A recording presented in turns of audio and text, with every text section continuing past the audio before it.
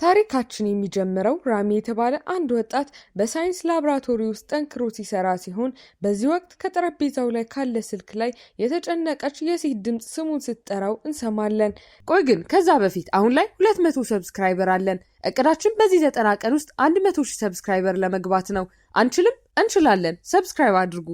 ከጥቂት ጊዜ በኋላ ራሚ አንድ ሱቅ ውስጥ ገብቶ እስክርቢቶ ሲገዛ እናይና በሐሳቡ ልዩ የሆነ ሰው ስላለ ሱቅ ጠባቂውን ሀና የሚለውን እንዲቀርጽለት ይጠይቀዋል።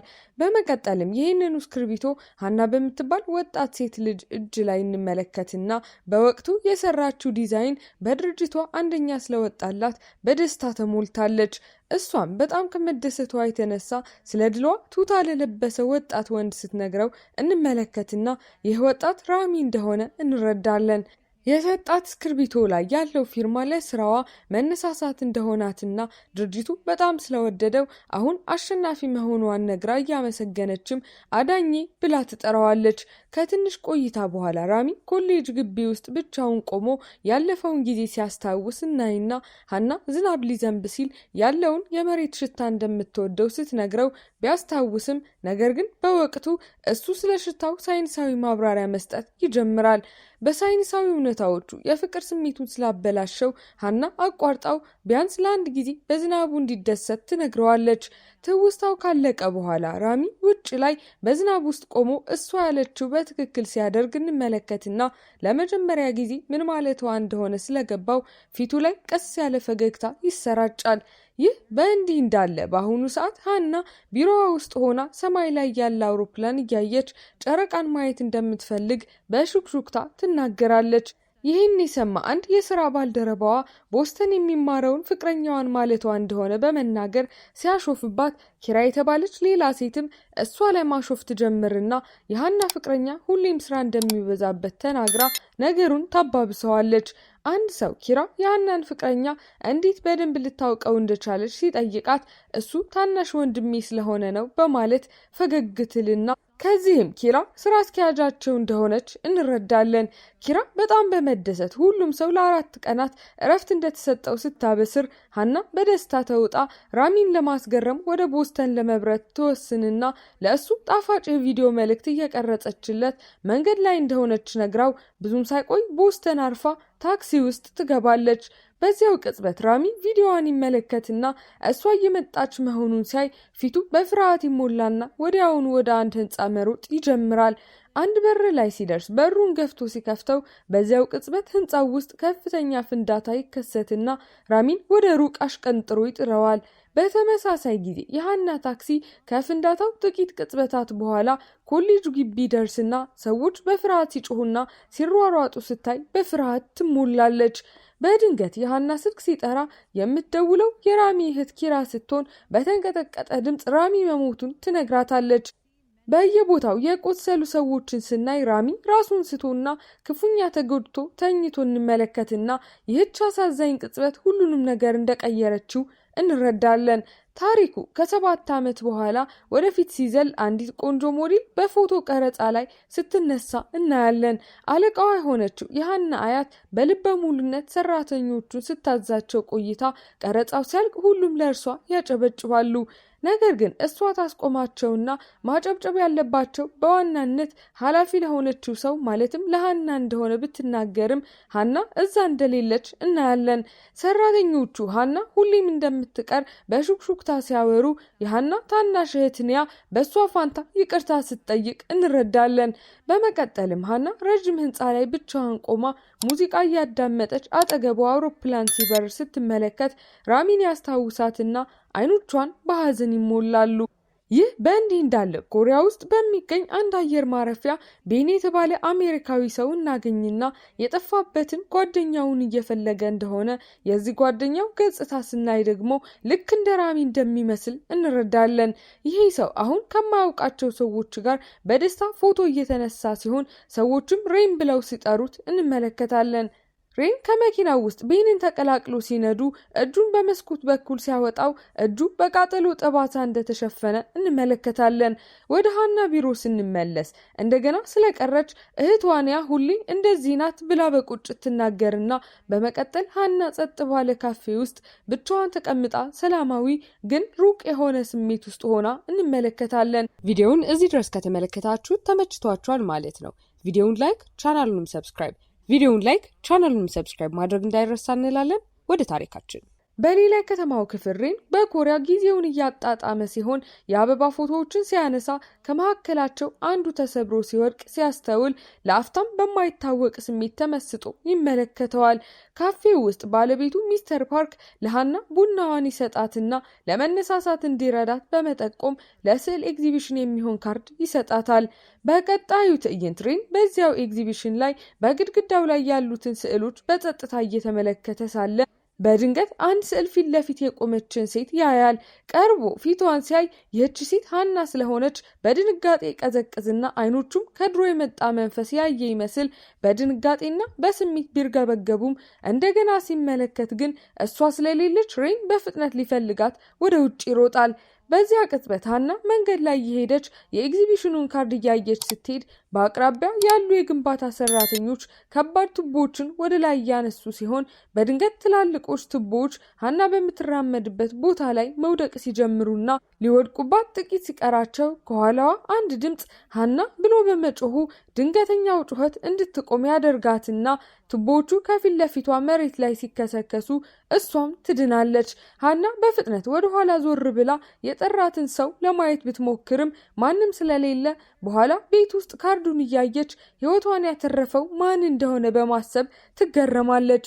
በማግስቱ ሬን በሃና ድርጅት ውስጥ ለአያቷና ለቡድኗ የአኒሜሽን ገጸ ባህሪያቱን ሲያቀርብ እናያለን። ዲዛይኖቹን ቢያብራራም የሃና አያት ብዙም የተደነቁ ባለመምሰላቸው ሬን ከአሮጌ ፕሮጀክቶቿ አንዱን በመጥቀስ እሱን ለማየት ብቻ ወደ ፈረንሳይ እንደበረረ በመናገር በመጨረሻ ትኩረቷን ይስብና ከእሱ ጋር ለመስራት ትስማማለች። ሬን በጣም ስለተደሰተ ከእርሷ ጋር የራስ ፎቶ ለማንሳት ሲሞክር ሰራተኞቹ አብዛኛውን ጊዜ በጣም ጥብቅ የሆነችው የሃና አያት ስትፈቅድለት በማየት በጣም ይደነቃሉ።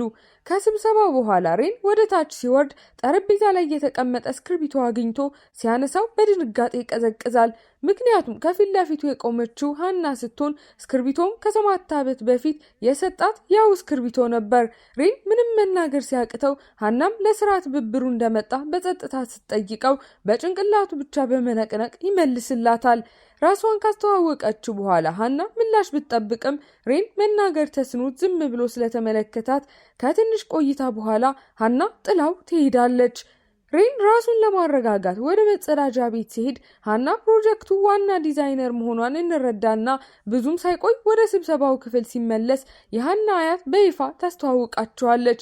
ከዚያም ስለ ገጸ ባህሪው ዲዛይን ሬንን ትጠይቀውና ፊቱ የሚያውቀውን ሰው የሚመስል ከሆነ ብታፋጥጠው በዚያ ቅጽበት ኒያ ጣልቃ ገብታ ልክ እንደ እህቷ እንደሚመስል በመናገር ታስገርመዋለች።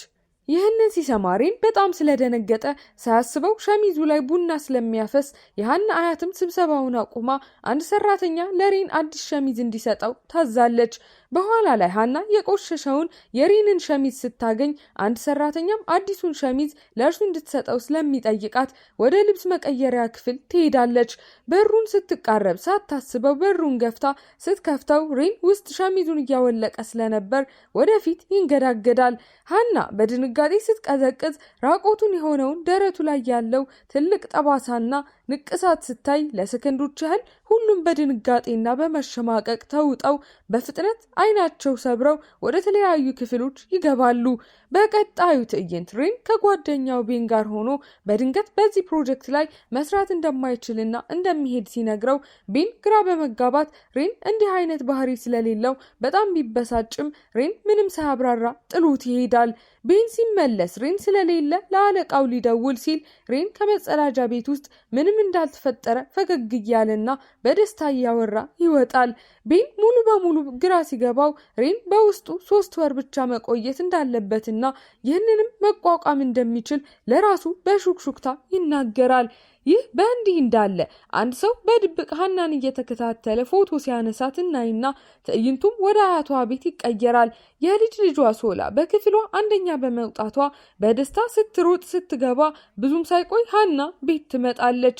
አያቷ የት እንደቆየች ስትጠይቃት ሀና ጥያቄውን በማስቀረት ወደ ክፍሏ ስትሄድ በዚህም አያታቸው አለቃቸው ብቻ ሳትሆን አያታቸውም እንደሆነች እንረዳለን።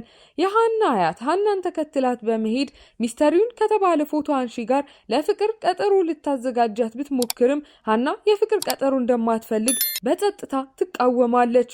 በዚያው ምሽት የሀና አያት አንድ አሮጌ መጽሐፍ እያየች በሀሳብ ትጠፋና በማግስቱ ጠዋት ቴሌቪዥን የሚተላለፈው ዜና ሀና ልትጎዳ ቀርታ ስለነበረው የግንባታ አደጋ በመሆኑ እህቷንያ አያታቸው ከማየቷ በፊት ቴሌቪዥኑን በፍጥነት ታጠፋዋለች።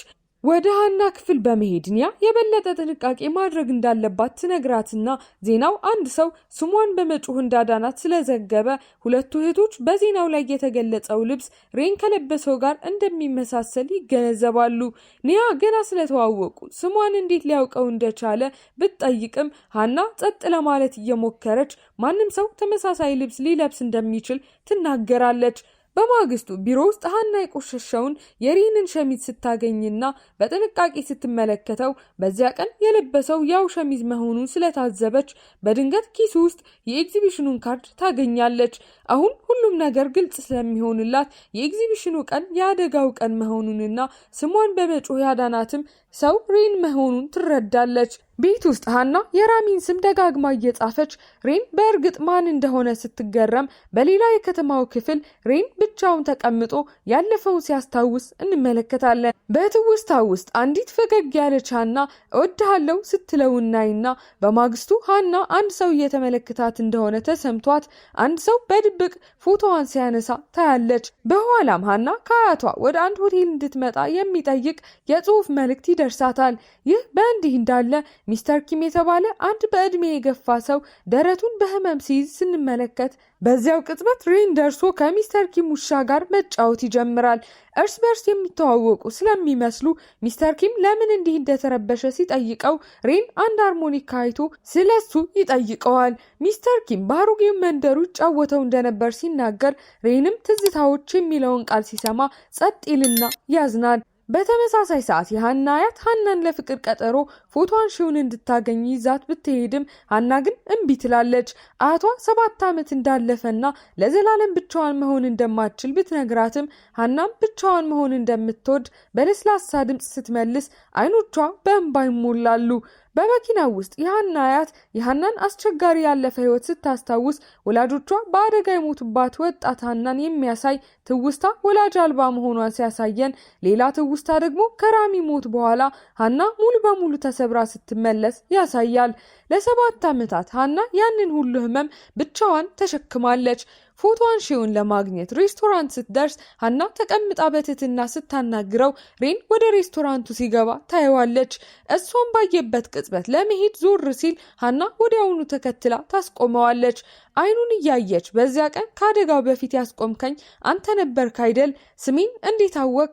ማነህ ብላ ትጠይቀዋለች። ሬን በጸጥታ ቆሞ በልቡ ሊያገኘው የሚገባ ሰው እንዳለና በእሷ ምክንያት አሁንም በህይወት እንዳለ ሲያስብ አንድ ሰው ትውስታ ወደ ፍንዳታው ጊዜ መልሰንና ራሚ ክፉኛ ተጎድቶ ወደ ሆስፒታል ሲወሰድና ከ3 ወር በኋላ ኮሪያ ውስጥ ሆኖ ግን ሁሉን ትዝታዎቹን አጥቶ እንመለከታለን።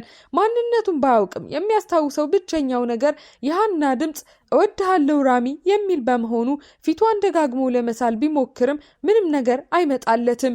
አንድ ቀን መኪና ውስጥ ተቀምጦ ሀና መንገድ ላይ ስትራመድ ያያትና መከተል ሲጀምር በድንገት ርችቶች ሰማዩን ያበራሉ። ከፍተኛው ድምፅ በፍንዳታው ጆሮዎቹ ስለተጎዱ ከፍተኛው ህመም ሲያስከትልበት ሁሉም ትዝታዎቹ ይመለሱለታል። በመጨረሻም የሀና ፍቅረኛ ኮንግ ቻን የተባለ ሰው እንደነበር፣ ነገር ግን ኮንግ ቻን ሁሌም ስራ ስለሚበዛበት ጓደኛው ራሚ ለሀና መልእክቶች ምላሽ እንዲሰጥለት እንደሚያደርግ እንረዳና የራሚና የሀና ግንኙነት የተጀመረውም በዚህ መንገድ እንደነበር ይገለጽልናል። ከአደጋውና ከትዝታ መጥፋቱ በኋላ ራሚ አዲስ ስም ሬን ተሰጥቶት ነበር። ወደ አሁኑ ጊዜ ስንመለስ ሀና አሁንም መልስ እየጠየቀች ቢሆንም ሬን እንባውን ለመደበቅ እየሞከረ ምንም እንዳልሆነና እሷ እያሰበች እንደሆነ ይነግራታል። ሀና አላመነችም። በመሆኑም ኪስ ውስጥ ያገኘችውን የኤግዚቢሽን ትኬት ታሳየውና በስልኳ ላይ ያሉ ፎቶዎችንም እያሳየች ለምን እንደሚከታተላት ትጠይቀዋለች። ሬን ለትብብሩ የድርጅቷን ድረገጽ መርምሮ ስሟንና ፊቷን ከዚያ እንዳወቀ በፍጥነት ቢያብራራም ሀና አሁንም ትጠረጥራለች። መሄድ ስትጀምር ቆም ብላ ሆቴል ውስጥ ምን እንደሚሰራ ስትጠይቀው ሬንም በጸጥታ እዛው እንደሚያርፍና የሆነ ነገር ለመውሰድ እንደመጣ ይመልስላታል። ሀና በመጨረሻ ስትሄድ ሬን አንድ ሰው በድብቅ እንደገና እየተከታተላት መሆኑን ሲያስተውል በፍጥነት ወደ እሷ ሮጦ አንድ ሰው እየተከታተላት እንደሆነ ስለሚያስጠነቅቃት ሁሉም ሚስጥራዊውን ሰው ማሳደድ ይጀምራሉ። ይህ በእንዲህ እንዳለ የሀና እህት ኒያም በድብቅ እየተከታተለቻቸው በመሆኑም ስትሮጥ ልትወድቅ ስትል ፎቶ አንሹ ሚስተሪውን ብቅ ብሎ ይዛታል። በተመሳሳይ ሰዓት ሀናና ሬን ተከታዩን ጥግ ሲያስይዙት ተከታዩም እንግዳ ፈሳሽ በሀና ላይ ሲወረውር ሬን በፍጥነት ከፊት ለፊቷ ዘሎ በመግባት ፈሳሹ ጃኬቱ ላይ ያርፋል። አጥቂውን ሲይዙት ወጣት ሴት መሆኗን ሲያዩ በጣም ይደነግጣሉ። በፖሊስ ጣቢያ ተከታዩዋ ቀናተኛ የቀድሞ የስራ ባልደረባ እንደሆነችና አያቷ አለቃ ስለሆነች ሀና ሁሉንም ትኩረት በማግኘቷ እንደተናደደች ብንረዳም በሚያስገርም ሁኔታ ሀና ክስ ላለመመስረት ትወስንና ውጪ ላይ እህቷን ኒያን ትጋፈጣታለች። ኒያ እሷን ለመጠበቅ ስልኳ ላይ መከታተያ እንዳስቀመጠች በፍርሃት ስትናገር ሀናን ቢያናድዳትም ኒያ ግን አጥብቃ እቅፍ አድርጋ ደህና በመሆኗ ብቻ እንደተደሰተች ትነግራታለች። ሁለቱም እህቶች ሀናን ስላዳናት ሬንን ያመሰግኑና ኒያም ኬሚካሉ ጃኬቱን እንዳበላሸው ስታይ ሀና እሱን እያየች ለሁሉም ነገር ከዚህ በፊት ለነበረውም ጭምር ይቅርታ እንደምትጠይቅ በለስላሳ ትናገራለች። ምንም አልተፈጠረም በማለት ሬን ይመልስና መሄድ ሲጀምር በዚያው ቅጽበት አንድ ፖሊስ ያ ሰው ሕክምና እንደሚያስፈልገው ሲናገር የሬን እጅ እንደቆሰለ ስታይ ሀና ተከትላው በመሮጥ ለጃኬቱና ለሆስፒታል ሂሳቡ ለመክፈል የክሬዲት ካርዷን ትሰጠዋለች። ሬን ሁኔታውን ለማቅለል ቢቀልድም ካርዷን መልሶላት ይሄ ሁሉ በእሱ ምክንያት እንደተፈጠረና ሰዎች በእሱ ምክንያት ሲጎዱ እንደማይወድ በመናገር ሀናን ግራ በመጋባት ውስጥ ትቷት ይሄዳል። በኋላ ቤት ውስጥ አያቷ በግዴለሽነት ባህሪዋ ተወቅሳትና ኒያም በአግባቡ ለማመስገን ለሬን አዲስ ልብስ መግዛት እንዳለባት ትጠቁማለች። ሀና ከቤቷ ልትወጣ ስትል በጣም ከመፍራቷ የተነሳ መጥፎ ነገር ይፈጠራል ብላ በመስጋት ማንም ከቤት እንዳይወጣ የማትፈቅድበትን ጊዜ የሚያሳይ ትውስታ በማየት በአሁኑ ሰዓት ሬን በሆቴሉ ውስጥ ሆኖ አዲሱን ልብስ ከሀና ሲቀበል የክፍሉን ቁጥር እንዴት እንዳወቀች ሲገርመው የሆቴል ካርዱን እንዳሳያት ያስታውሳል። ዝናብ መዝነብ ይጀምርና ሬን ዣንጥላውን ይዞ ሊፈልጋት ይሄዳል። ውጪ ቆማ ዝናቡ በእጆቿ እንዲወድቅ ስትፈቅድ ያገኛታል። ልክ እንደ በፊቱ ተወደው እንደነበረው ሁሉ ዣንጥላ ይዞ ሊሸፍናት ቢሄድም ዣንጥላውን በመሰበሩ ሌላ ሊያመጣ ሲሄድ ሀና ስታስተውለው እሱም ልክ ራሚ እንደሚያደርገው በሳይንስ ነገሮችን ስለሚያብራራ ሁለቱም በጣም እንደሚመሳሰሉ ትረዳለች።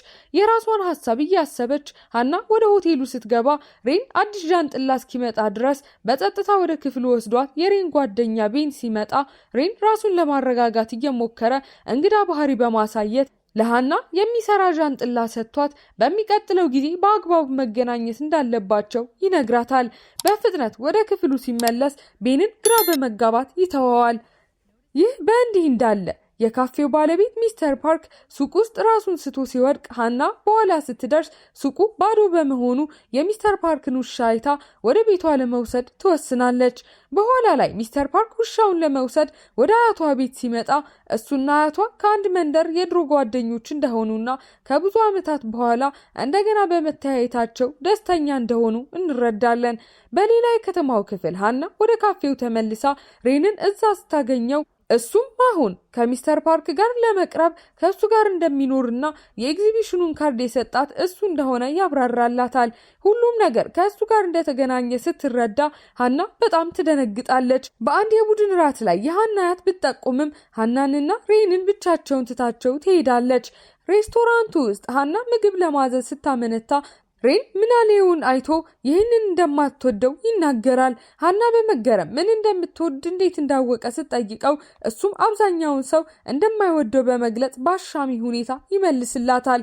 በዚያው ቅጽበት ከስፒከር የሚወጣ ከፍተኛ ድምፅ የሬንን ጆሮ በመውጋት ከፍተኛ ህመም ሲያስከትልበት ከመቀመጫው ዘሎ ሲነሳ አንድ ሳህን ወለሉ ላይ ሲወድቅ በተመሳሳይ ጊዜ የሀና ልዩ እስክርቢቶ ወድቆ ወደ ሩቅ ይሄዳል።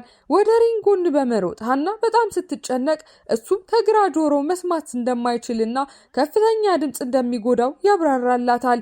የመስማት ችሎታው በእውነት መጎዳቱን ስትረዳ ሀና ሸሚዙ አሁን እንደቆሸሸ ታይና የራሷን ሻርፕ አውልቃ ስታስርለት እሱም ስለተንከባከበችው ያመሰግናታል። በማግስቱ ሀና ጉንፋን ይዟት እስክርቢቶዋ እንደጠፋ ስትገነዘብ በየቦታው ብትፈልገውም ልታገኘው አትችልም። እስክርቢቶውን ለመፈለግ ወደ ሆቴሉ ስትሄድ እዛ ባታገኘውም ሬን አግኝቷት የራሱን እስክርቢቶ ቢሰጣትም ሀና ትበሳጫለች። ዝም ብሎ እስክርቢቶ ነው ሲላት አንተ ምን ታውቃለህ ብላ ትጮህበትና ልትሄድ ስትሞክር ሬን ኮቷን ትከሻዋ ላይ ይመልስላታል። በኋላ ላይ ስለ ህይወቱ እያሰበ ካልነገራት ለዘላለም እንደሚጸጸት በማሰብ ሀናን ሆቴሉ ውጪ ተቀምጣ ያገኛትና ለባህሪው ይቅርታ ከጠየቃት በኋላ ሬን በጸጸት መኖር እንደማይፈልግና በ3 ወር ውስጥ ወደ አሜሪካ እንደሚሄድ በመናገር እስከዚያ ድረስ አብሯት መሆን እንደሚፈልግና በዚያ ቅጽበት አብረው እንዲደሰቱ እንደሚፈልግ ይገልጽላታል። አንድ ትውስታ አባቱ ሁሉንም ስዕሎች ካጠፋበት ከዓመታት በፊት ሬን የራሱን ህይወት ለማጥፋት እንደሞከረ ነገር ግን ከሀና የመጣ የመልእክት ማሳወቂያ ትኩረቱን እንደሳበውና እንዳዳነው ሲያሳየን መልእክቷም ለመጀመሪያ ጊዜ አዳኝ ብላ ስትጠራው ለመኖር ምክንያት እንዳለው እንዲሰማው አድርጎታል።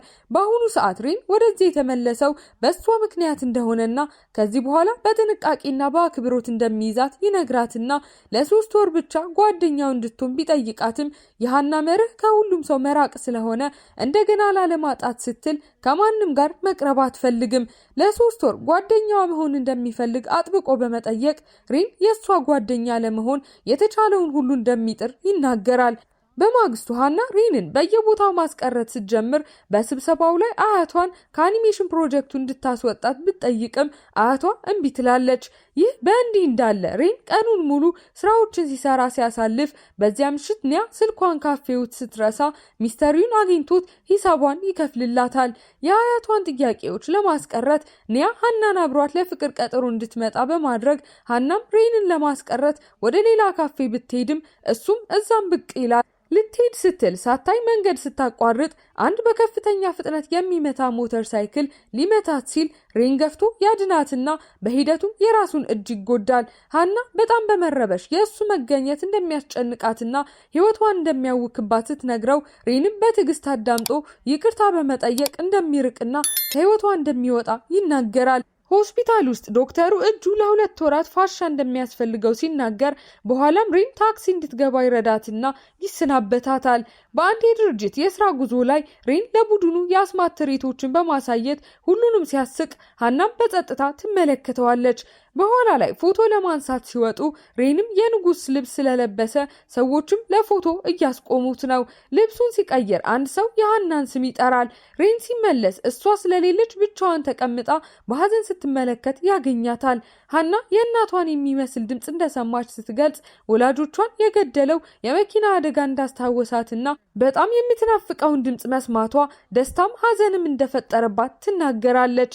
ሬን ያን ያህል ሰው መናፈቅ የተለመደ እንደሆነ በመንገር ሲያጽናናት ሀናም ጠንከር ብላ ስላናገረችው ይቅርታ ትጠይቅና አንድ ሰው ሲቀርባት እሱን የማጣት ፍራቻ ስለሚሰማት ራሷን ለመጠበቅ ግድግዳ እንደምትገነባ በመግለጽ በተለይ እሱ በ3 ወር ውስጥ ስለሚሄድ ለእሱ ባላት ስሜት ግራ ተጋብታ በእንባ ትወርዳለች። በኋላ ላይ ሀና ከውሻ ጋር ሲጫወት አይታው ስትቀርበው ለ3 ወራት ጓደኛሞች የመሆን ጥያቄውን አሁንም የሚሰራ ከሆነ ስትጠይቀው እሱም ይስማማል። የጸደይ ወቅትን አብረው ለመደሰት ቃል በመግባት እጅ ለእጅ ሲጨባበጡ በድንገተኛ ከፍተኛ የታክሲ ጡሩምባ ድምፅ ሬን ጆሮውን በህመም እንዲይዝ ያደርገውና የፍንዳታው ትውስታም በአእምሮ ውስጥ ብልጭ ይላል። ዶክተር ጋር ሲሄድ ከሀና ጋር መቅረብ ለትዝታዎቹ ህመም ቀስቃሽ ሊሆን እንደሚችል ቢያስጠነቅቀውም ሬን እሷን መተው እንደማይችል አጥብቆ ይናገራል። በማግስቱ ሀና ሬንን አንድ ጊዜ ደርቆ የነበረውን ተክል አሁንም እንደገና ጤነኛ ሆኖ ሲያጠጣው ስታገኘው እሱም በልቡ በሷ ምክንያት በህይወት እንዳለና ለሷ ማንኛውንም ነገር እንደሚያደርግ ያስባል። በኋላ በተከራየው መኪና ይወስዳትና ከሷ ጋር ሊጎበኛቸው የሚፈልጋቸውን ቦታዎች ዝርዝር የያዘ ደብዳቤና ምግብ ይዞ ወደ ወንዝ ዳር ይወስዳታል። ያለፈውን ልዩ ቀን የሚያስታውሳቸውን ርችቶች ሲያዩ ሬንም ድልድይ ላይ እንድትሽቀዳደመው ሲሞግታት እሷም ስለምታሸንፈው ይህም ቅጽበት የበለጠ ያቀራርባቸዋል። አንድ ዝናባማ ቀን የሬን መኪና መጥረጊያዎች መስራት ስለሚያቆም መንገድ ላይ ይቆሙና የአያቱ ቤት ሲጠለሉ እዚያም አያቱ ሸክላ ሰሪ መሆኗን ሀና ትረዳለች። ወደ ቤት በሚመለሱበት መኪና ውስጥ ሀና ሬንን አያቱ የተናገረችውን ነገር ትጠይቀውና ለምን ሊወዳት እንደማይችል ስትጠይቀው ጥያቄው ሁለቱንም ያስጨንቃቸዋል። መኪናውን ቆንጆ እይታ ባለበት ቦታ አቁሞ ሬን ሲያዳምጥ ሀና በድንገት የመጀመሪያውን በረዶ እንደምትጠላ ስለነገረችውና ወላጆቿ በአደጋ የሞቱበት ቀን ስለነበር እንደሆነ ስትገልጽለት ሬንም በእርጋታ የመጀመሪያውን በረዶ የምትጠላ ከሆነ እሱም መጥላት እንደሚጀምር ይመልስላታል። በዚያ ምሽት ቡድኑ የስንብት ራት ሲያደርግ ሀናም ከስራ ባልደረቦቿ ፊት ለመጀመሪያ ጊዜ አልኮል ትጠጣለች። ውጪ ላይ ሬን የሰጣትን እስክርቢቶ ስላጣች መሳል እንዳልቻለች ስለነገረችውና የሰጣት ሰው የሞተ ስለሆነ ነው ያን ያህል ትርጉም የነበረው ብላ በማውራት እንድትከፍት ስለረዳት ሬን ካመሰገነችው በኋላ አንድ ጨዋታ ሲጠቁማት በትክክል ከገመተች ስለ ራሱ ሁሉንም ነገር እንደሚነግራት ይናገራል። በትክክል ብትገምትም ሚስጥሩን ሊነግራት ሲል በጣም ከመጠጣቷ የተነሳ ራሷን ስታ ትወድቃለች። በማግስቱ ጠዋት ሬን ሀናን እሷ እንዳዳነችውና ለጥቁርና ነጭ ህይወቱ ቀለም እንዳመጣችለት ነግሯት ቡድኑ ለ10 ተጨማሪ ቀናት እንደሚቆይ ነገር ግን እሱ ከእነሱ ጋር መሄድ እንዳለበት በማስረዳት ካሜራ ሰጥቷት ይህ የቤት ስራዋ እንደሆነ ይነግራታል። ለ10 ቀናት በየቀኑ አንድ ፎቶ ማንሳት በማለት እሱም ሰማይ ላይ ያለ ቆንጆ የቀስተ ደመና ላይ ጠቁሞ ፎቶ ያነሳል። ለቀጣዮቹ 10 ቀናት ሀና የምትወዳቸው ነገሮች ሁሉ ፎቶ ስታነሳ የቤት ስራዋም እንድትከፍትና ከስራ ባልደረቦቿ ጋር እንድትነጋገር ስለሚረዳት ሬን በላከላት የደመና ፎቶ ተነሳስታ ቆንጆ ያለባበስ ዲዛይን ትሰራለች።